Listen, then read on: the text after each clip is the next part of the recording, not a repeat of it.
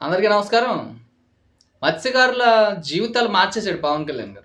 అది ఏ విధంగా అంటే, మన పెద్ద తుఫానొస్తేనే ఆ కెరటాలు దాటికి ఊర్లూర్లు కొట్టుకుపోయేదానికి ఒక గట్టేసేసి ఇమ్మీడియేట్‌గా హుటాహుటిన వాళ్ళందరిని కాపాడాడు. లైవ్‌లో మనం వీడియోలు కూడా చూసాం. మీడియా ప్రతినిధులు, యూట్యూబ్ ఛానల్సోళ్ళు ఎళ్తే ఈ రోజుకెళ్ళినా కూడా ఏ ఒక్కరికి మైక్ పెట్టినా కూడా కాకినాడ జిల్లా వ్యాప్తంగా అబ్బా! బేషుగ్గా ఉందండి పవన్ కళ్యాణ్ గెలిచాక అని చెప్తున్నారు. పిఠాపురం కావచ్చు, ఉప్పాడ కావచ్చు ఎక్కడైనా సరే. సో, ఆయన గొప్ప చారిత్రాత్మకమైన మార్పులు తీసుకొస్తున్నారు. ఆటిల్లో భాగంగానే మత్స్యకారులకు ఆయనిచ్చే భరోసా ఏంటంటే, రీసెర్చ్ సెంటర్స్. అంటే ఫిషరీస్‌కి రీసెర్చ్ సెంటర్. అక్కడ ఒక ఫిషరీస్ ఎందుకు వేట సాగిస్తుంటే ఆళ్ళకి సంపద పడట్లేదు. అక్కడ ఫార్మా కంపెనీల వల్ల మత్స్య సంపద ఏ విధంగా కనుమరుగవుతుంది. అక్కడ ఏ విధమైన ప్రత్యామ్నాయ చర్యలు తీసుకుంటే మత్స్య సంపద పెరిగి మత్స్యకారుల జీవితాలు బాగుపడతాయి. అక్కడ మత్స్యకారులు పడుతున్న ఇబ్బందులేంటి? అలాంటివన్నాటిలికి ఒక రీసెర్చ్ సెంటర్ పెట్టారు. రాబోయే రోజుల్లో పెట్టబోతున్నారు. సారీ, రాబోయే రోజుల్లో పెట్టబోతున్నారు. అదే విధంగా అంతరించిపోతున్న అనేక వందల మత్స్య సంపద ఇంతవరకు దొరికే ఫిష్ ఇక్కడ మనకెందుకు దొరకట్లా? ఇంతవరకు దొరికే రొయ్యలు ఇక్కడ మనకెందుకు దొరకట్లా? ఎందుకు ఇక్కడ మనకి మత్స్య సంపద తగ్గిపోయింది? దానివల్ల మన మత్స్యకారులు తుఫాను సమయంలో కూడా వేట సాగించడానికి సముద్రం మధ్యలోకెళ్తున్నారు. అక్కడ చిక్కుకొని చనిపోతున్నారు. లేతే బోర్డర్ దాటి వేరే దేశాలకెళ్ళిపోతున్నారు. ఇలాంటివన్నీ ఏంటి అనేది ఆయన ఫోకస్ పెట్టారు. మత్స్య సంపదని అంతరించిపోతున్న మత్స్య సంపదను మళ్ళీ బతికించాలి. మళ్ళీ పుట్టించాలి. మన ఫిషరీస్ చే ఫిషింగ్ చేసే మన మత్స్యకారులందరికీ దగ్గరలో ఉండాలంటే ఏం చేయాలి అని చెప్పేసి, ఒక కొత్త ప్రణాళిక ఒకటి 100 రోజులు కమిటీ ఏసి తయారు చేస్తున్నారు. అది కూడా ప్రాసెస్‌లో ఉంది. కసరత్తులు జరుగుతున్నాయి దానికి. అదే విధంగా ఇక్కడ మన ఫిషరీస్ అందరికి ఫిషర్‌మాన్స్ అందరికి కూడా చేపలు తక్కువైపోయి వేట సాగించడానికి సముద్రం మధ్యకెళ్ళినప్పుడు ఇలాంటి ప్రమాదాలు జరుగుతున్నాయి. కాపోతే రాష్ట్ర ప్రభుత్వాలు ఎన్ని ప్రభుత్వాలు మారినా దశాబ్దాలుగా స్వాతంత్రం వచ్చినప్పటి నుంచి ఇప్పటి వరకు కూడా ఎవ్వరు చేయని మార్పేంటంటే, సముద్రంలో పండుకప్ప చేపలు. అంటే సముద్రంలో పండుకప్ప చేపలేంటంటే వేటాడి పెరిగే చేపది. పండుగప్ప చేపని సముద్రంలో వదిలారు. ఆల్రెడీ ఒక 50,000 చేప పిల్లలు వదిలారు. అంటే అక్కడ వేటాడుకునే మత్స్యకారులకి అవే పెరిగి, అవే పిల్లలు పెట్టి సంపద పెరుగుద్ది అని చెప్పి. 50,000 చేప పిల్లల్ని సముద్రంలో విడిచిపెట్టారు. రాబోయే రోజుల్లో కొన్ని లక్షల చేప పిల్లల్ని ఇంకా అంటే ఓన్లీ పండుగప్పే కాకుండా ఆ సముద్రానికి, ఆ ఉప్పు నీటికి సెట్ అయ్యే చేపలన్నిటిని కూడా వదలాలి. మత్స్య సంపద మన ఏరియాలో పెరగాలి. ఇక్కడ వదిలిన చేపలు మహా అంటే ఒక 1000 కిలోమీటర్ సరౌండింగ్‌లో తిరుగుతా ఉంటాయి. మన మత్స్యకారులు మళ్ళీ వాటిని వేటాడి మళ్ళీ అదే ఎక్స్‌పోర్ట్ అయ్యి మన మత్స్యకారుల జీవితాలు బాగుపడతాయని ఆల్రెడీ 50,000 వదిలారు. రాబోయే రోజుల్లో ఇంకా మరికొన్ని వదలడానికి సిద్ధంగా ఉన్నారు. అదే విధంగా రొయ్యలు కూడా ఈ సాల్ట్ వాటర్‌కి సెట్ అయ్యేది వనామీ అనేది, టైగర్ ప్రాన్ అనేది ఇలాంటివన్నీ కూడా సాల్ట్ వాటర్‌కి సెట్ అవుతాయి. రాబోయే రోజుల్లో రాబోయే 2 సంవత్సరాల వ్యవధి లోపులోనే ఈ అధిక సంఖ్యలో కొన్ని లక్షల రొయ్య పిల్లల్ని, లక్షల చేప పిల్లల్ని, కొన్ని కోట్ల చేప పిల్లల్ని సముద్రంలో వదలాలని చెప్పేసి ఈ కాకినాడ తీర ప్రాంతంలో వదలాలని పవన్ కళ్యాణ్ గారి దృష్టికెళ్ళింది. ఖచ్చితంగా ఆయన కూడా దీన్ని అంతటిని రీసెర్చ్ చేసి ఇది బావుందని చెప్పేసి ఆయన సొంత ఐడియాలజీ తోటి ఆయన ఎళ్తున్నారు. సో, రాబోయే రోజుల్లో అది కూడా మనం చూడబోతున్నాం. ఇంతకు ముందు మనకి మత్స్యకారులు వేటాడాలంటే ఇప్పుడు ఒక యాక్ట్ ఉంటది. ఆ యాక్ట్ ప్రకారం సముద్రంలో వేట సాగించే మత్స్యకారులు ఈ కాకినాడ కోస్ట్ నుంచి 12 నాటికల్ మైల్స్ 12 నాటికల్ మైల్స్ దాటి వెళ్లి వేటాడకూడదు. ఎవరు ఈ తీర ప్రాంతం వాళ్ళు 12 నాటికల్ మైల్ వరకే వెళ్ళాలి. ఎందుకంటే వీళ్ళు అంతకన్నా ఎక్కువ వెళ్ళినా గాని ఏదన్నా విపత్తులొచ్చినప్పుడు లేని ప్రమాదాలు జరిగినప్పుడు సడెన్‌గా తుఫాన్‌లొచ్చినప్పుడు గాని ప్రాణహాని ఉంది. లేకపోతే బోర్డర్ దాటి వెళ్ళిపోతున్నారు ఈళ్ళు. లేపోతే ఆ 12 నాటికల్ మైల్ లోపులోనే మత్స్య సంపద పట్టుకోవాలి అనేసరికి వీళ్ళకి 12 నాటికల్ మైళ్ళనేది దూరం ఎళ్లి ఖరీదైన టోనా ఫిష్ ఇలాంటివి పట్టుకోవడానికి వీలు పడట్ల మత్స్యకారులకి. సో, దాన్ని సవరిస్తూ పవన్ కళ్యాణ్ గారు అటవీ శాఖ మంత్రి కిందున్నారు. పవన్ కళ్యాణ్ గారు పర్యావరణ శాఖ చూసుకుంటున్నారు. పవన్ కళ్యాణ్ గారు ఇలాగా ఈ ఉప్పాడ తీర ప్రాంతాన్ని నా నియోజకవర్గం పిఠాపురంలో నేనేదైనా చెయ్యాలి అని చెప్పేసి పవన్ కళ్యాణ్ గారి చర్యల వల్ల, రాష్ట్ర ప్రభుత్వం సుముఖత వల్ల, పవన్ కళ్యాణ్ గారి వల్ల జరుగుతున్న మేలేంటంటే, ఈ 12 నాటికల్ మైల్స్ అనే దాన్ని 200 నాటికల్ మైల్స్ వరకు వెళ్ళొచ్చు.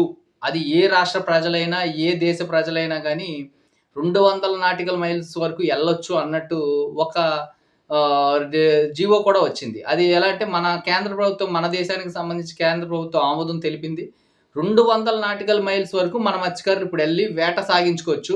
తద్వారా 200 నాటికల్ మైల్స్ లోపలికెళ్తున్నారంటే అక్కడ టోనా ఫిష్ అనేది ఒకటి ఖరీదైన టోనా ఫిష్ దొరుకుద్ది. దానివల్ల మత్స్యకారుల జీవితాలు బాగుపడతాయి.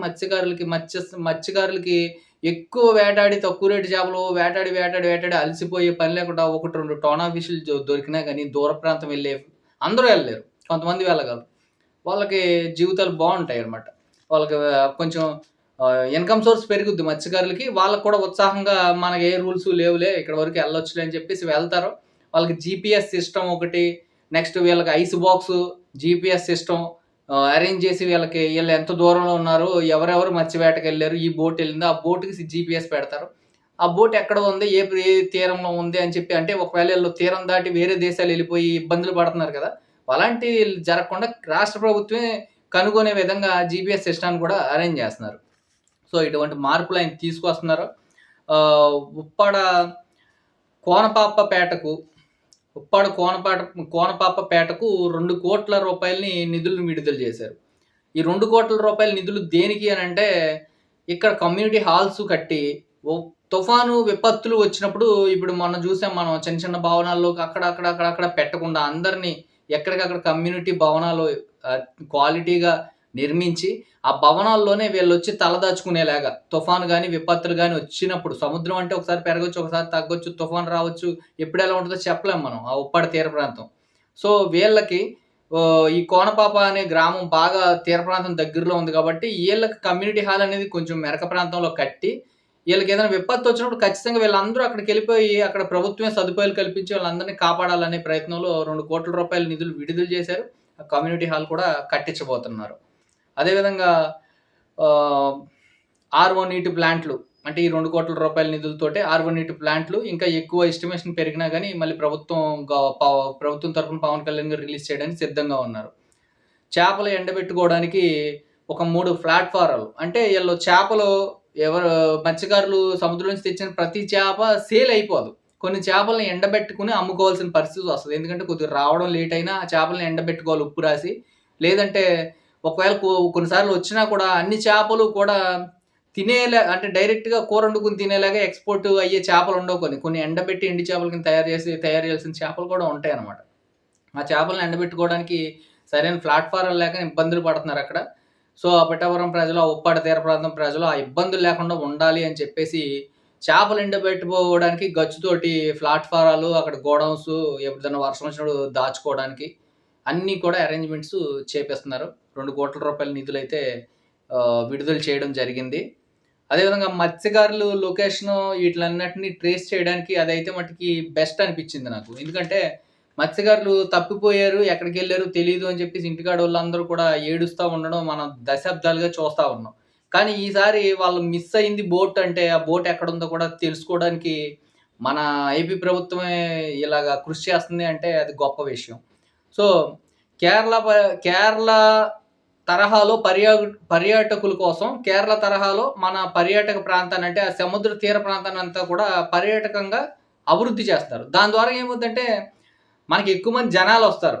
పిఠాపురం తీర ప్రాంతం ఇప్పుడు ఆ ఉప్పాడ తీర ప్రాంతానికి. ఎక్కువ మంది జనాలు రావడం వల్ల అక్కడ కొంతమందికి ఇన్‌కమ్ సోర్స్ పెరుగుద్ది. ఏ విధంగా అంటే హోటల్స్ పెరుగుతాయి. హోటల్ రూమ్స్ లేపోతే టిఫిన్ సెంటర్స్ లేపోతే అక్కడ లివింగ్ కాస్ట్ పెరుగుద్ది. తర్వాత అక్కడ ఏవైతే మిగతా వ్యాపారాలు చేసుకునేవాళ్ళు అవన్నీ కూడా చేసుకోవచ్చు. కొంత ఎంప్లాయ్‌మెంట్ కూడా దొరుకుతుందనమాట. కొంతమంది లోకల్ పీపుల్‌కి. అంటే అన్‌ఎడ్యుకేటెడ్ పీపుల్ కావచ్చు, ఎడ్యుకేటెడ్ పీపుల్ కావచ్చు. కొంత ఎంప్లాయ్‌మెంట్ అయితే దీనివల్ల పర్యాటకులు ఎక్కువ మందొస్తే ఇతర రాష్ట్రాల నుంచో, పక్క రాష్ట్రం నుంచో లేతే మన రాష్ట్రంలో ఉన్న అన్ని గ్రామాల నుంచి తీర ప్రాంతాలకు వచ్చే తోటి కొంచెం కలకల్లాడుతా ఆ చుట్టుపక్కల ఏరియాలు కొంచెం బావుంటాయన్నమాట. సో, స్పీడ్ బోటింగు లేకపోతే ఆహ్, scuba driving. Speed boating, scuba driving అని చెప్పేసి యువతను ప్రోత్సహించి, ఈ 2 నేర్పిచ్చి యువతకి మన యువతని కూడా స్పోర్ట్స్ అంటే రేపొద్దున్న నీటిలో ఆడే గేమ్స్ ఉంటాయి కదా కొన్ని.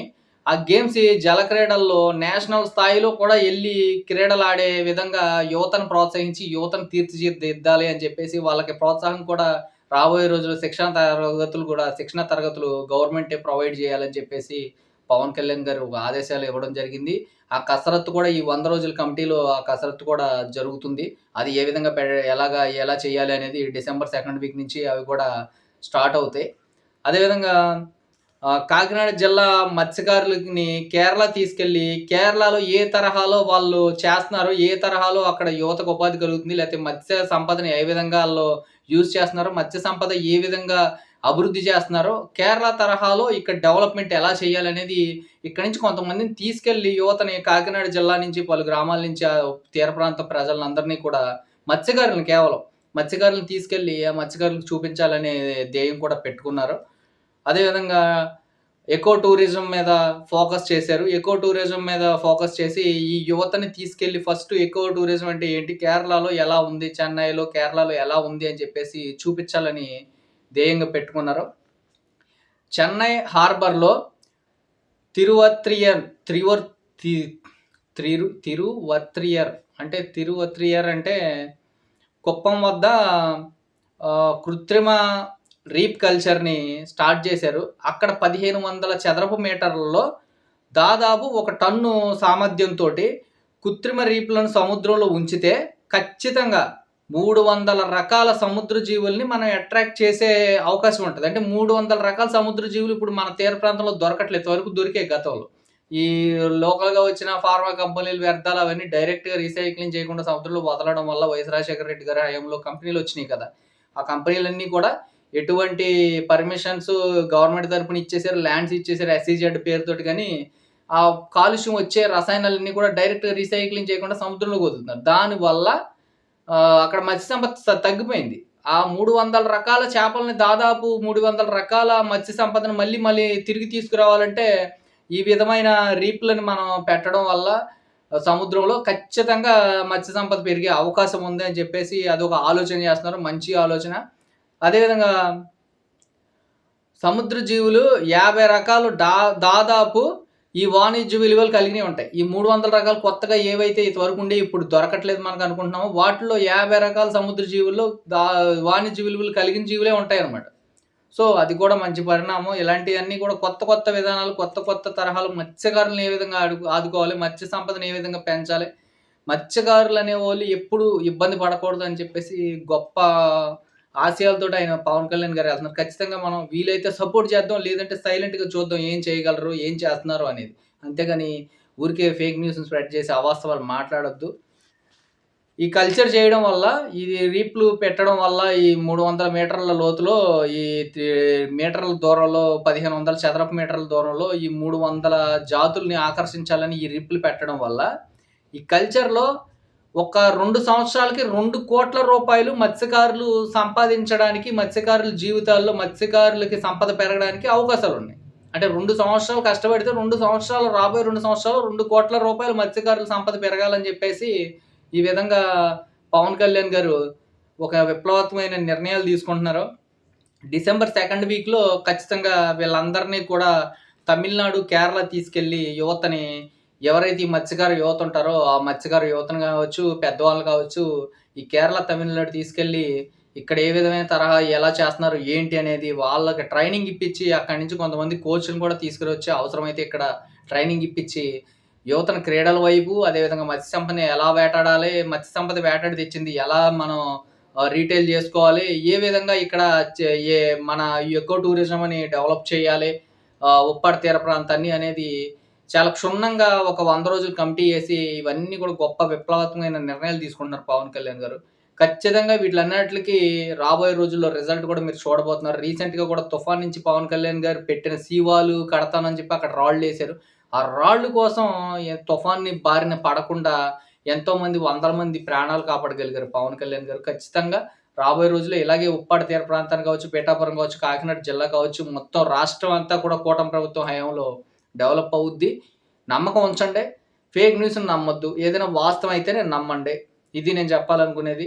సో, మత్స్యకారుల జీవితాలు మార్చేయబోతున్న పవన్ కళ్యాణ్ గారంటే ఆల్రెడీ మార్చేసినట్టే. ఇప్పుడింకా రాబోయే రోజుల్లో మరింత అభివృద్ధి చేయబోతున్నారు మత్స్యకారులని. ఇది ఒక నాయకుడికి ఒక నిబద్ధత, ఒక జవాబుదారీతనం, ఒక పారదర్శకత గవర్నమెంట్‌లో ఉండి ఒక ఎమ్మెల్యేగా గెలిచి ఒక మంత్రిగా ఉంటే ఎలా ఉండాలి అనేది ఆచరణలో చూపిస్తున్నారు. మాటల నాయకుడు కాదు, చేతల నాయకుడు పవన్ కళ్యాణ్ గారు.